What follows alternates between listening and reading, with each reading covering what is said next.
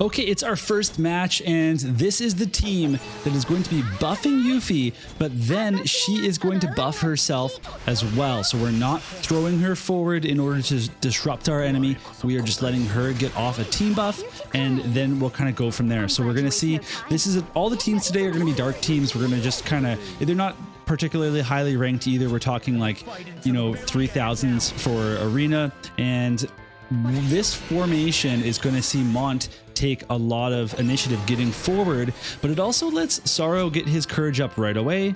It lets Yuffie go Brumal form on her turn 2, which means she now has 2 more turns where when she ends her turn, she'll have that buff active, but then it's gone. This is like that turn right there was one of the turns where it's active for, so it's kind of tricky that way. You kind of want her to be forward when she uses it. So Mont's gonna go, hopefully get a disable. Yeah. Oh yeah, we did disable, so that's great. And then Yuffie can just follow that up. Now there's like pros and cons to Mont going first, because Yuffie can actually go forward, null 100% hits, and then just be super dodgy because people will be attacking her, or maybe not even attacking her at all, depending on her evasion or their accuracy. But when Mont goes forward, he will be targeted because he has hate. So this is something I'm trying out. I don't normally have the slash imperil on for Mont, but the amount of AP acquisition that we get from the new vision card, I thought it would be cool to have it on. It enables both Yuffie and Sorrow to do some pretty serious slash damage, as we saw there. But now Yuffie's going to have high penetration, and they're both imperiled. Sorrow's actually taking a while to get into this fight. We got Leela going for a limit burst here. I guess this is going to be on Mont.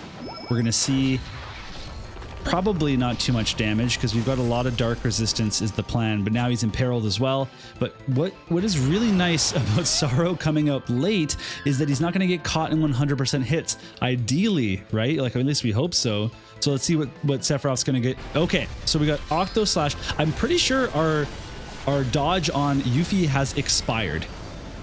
So now, yep, that hits everybody. But Sorrow lives, and even if he gets preempted here, which he doesn't, he could dodge that. So that was a lot tighter than it looked. Okay, match 2, it's the same team, same AI setup. We're gonna get Yuffie to hang back. We're not sending her straight forward, okay? So she goes over, we get a Wu Tai dash, and then we're gonna see this team, which should be, again, it's an interesting team. We've got a high accuracy unit in Leela the Bold. We've got Sephiroth with his 100% hits. And then we've got another person with 100% hits in Halloween Lucia, but also a very nice physical barrier. Now, Yuffie really can't do a lot against this physical barrier. Luckily, we have Sorrow, who can actually just break that in quite a short order, as long as he gets close enough. So there's our Brumal form, guaranteed 100% hit evasion. And we're going to see a very nice slash resistance penetration buff for Sephiroth. But honestly, I mean, I think the theme with this video is we're going to see teams that are not AI tuned as much as, at least, as my team is. And I think that's just what you get in the higher ranks of Arena. When we get really to the bottom of Arena, which we will do next week, that's when we're going to see teams that have incredibly tight AI tuning. So there, we got a barrier break, so that's just going to strip right through that Lucia. And Yuffie gets a movement up buff, but she's already used 2 turns with her dodge. So this is kind of the downside to her not going straight forward. The upside is that, you know, maybe she gets more AP. Maybe she gets, you know, some protection against a high accuracy foe, but really that's not the point. The point is that we're targeting people that she can take out. So Mont is doing a great job of tanking here. And look at that. He goes all the way over to the left. That's going to really help him, help Sorrow and Yuffie not get hit, because they're going to be attacking over to that side. But now we've got Yuffie with 5 move from the Dragon Standard, and we got a Fiery Banishment. That's a non-type attack, fire element, decent damage on Sephiroth, who's now going to go after Mont with a Paralyzing Edge, which is 100% hit. Now, I think that's also just a low AP move. That's probably why he used it, but it is interesting because maybe Mont's evasion is high enough that this Sephiroth's accuracy wasn't good enough for a high enough hit chance, therefore using Paralyzing Edge, but we cleaned up no problem.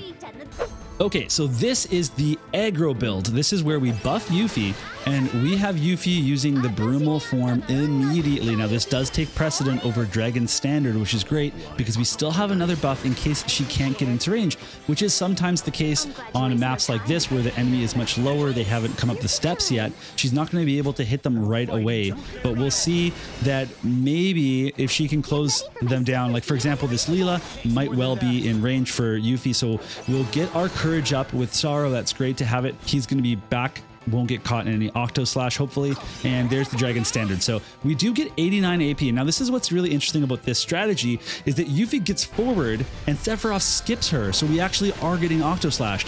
Yuffie gets forward and she might get less AP because she's not buffing and, you know, staying at the back line. She could have attacked that turn, but once we go to 140, she's actually going to have that 15 initial AP. It's going to make this actual method of attacking with her a lot more successful because she won't run out of AP. Although again, 89 AP is not really like a low amount.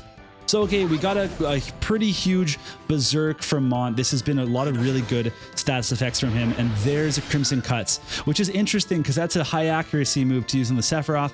But now Yuffie, it's her time to shine. Hasn't taken an action yet, but we can, okay, so I think this is probably going to be a Dragon's Dive.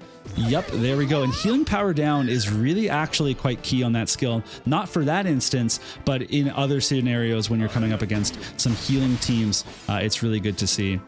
So there's a move that Yuffie was able to dodge. We got a big old heal on King Mont, and at this point, we can really just clean up the Sephiroth.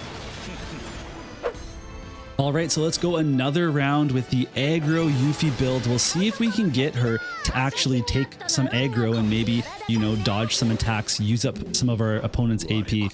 And this map in particular, again, because of the height difference, it's not the best map to be sending her forward, but there are going to be some maps where you can definitely disrupt your opponent's turn one, and I think that's going to be really powerful. So we get King Mont going up here. And actually, look at that.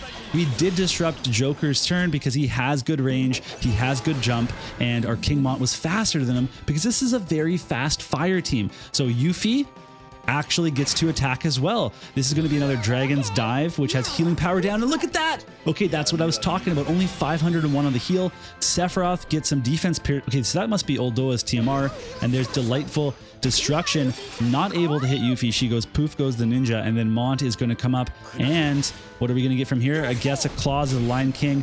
That's a Slash Imperil on both Joker and Sephiroth. Joker's got no AP. Yuffie, I mean, she's got a lot of options here. Still 41 AP because she did not get a second buff. There's the Windstorm, 9,600 damage, and now she's online. And what's this? Binding Javelin from the back row. Did you forget about Sorrow? Well, I did not. He's just going to be slinging sticks from back there. Fangs of Leonis, okay, doesn't kill him, but Sorrow, another Binding Javelin. Let's close it out.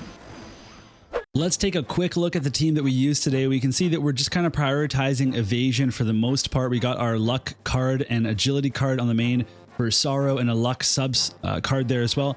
Yuffie's gone full firepower here and a little bit of defense that with the unit attack resistance for King Mont there. But really what's going to happen is this is going to come out and we're going to put in the Dark Ifrit card once it's complete. We could even put it in right now if we really wanted to. And then Mont is kind of on a defensive build, but has a bit of, you know, ability to do some more damage because he does have a weapon in this build and he does have AP cost rate down. So we're generating a lot of AP, but he also doesn't spend as much on his skills, which means hopefully we can fire off with a few imperils, a few healing power downs, some King of Leonis, limit burst, you name it. Otherwise on this build, really, it's just evasion trust stones set up for these two units. And sorry, by evasion, I mean we have luck on the left side and then agility on the right side. We're not actually using evasion, but I am using the Lucia TMR and then the Katone TMR for Sorrow. Otherwise, for skills on and off, we'll just talk about Yuffie. That's the main point of this showcase.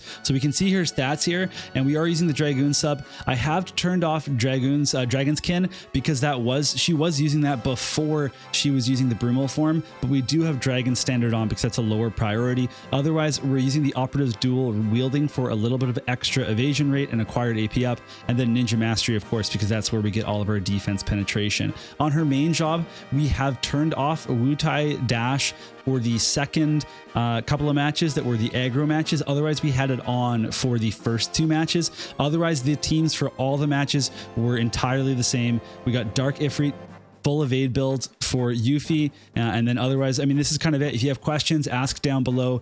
Next week, we'll be running something similar. I do have a bonus card in here, which doesn't help the team at all. However, next week, the bonus cards will actually be the cards that we have, so we'll be able to add on an extra card there. That would probably be a sub-agility card in the form of our Scion of House Bailiff, but otherwise, yeah, no, this build is solid. It was doing some work even at the rank that we were at, so that's good. Right, so that's going to be it for me. Hopefully this was a fun video. I enjoyed filming it, and I'll see you all soon in another one.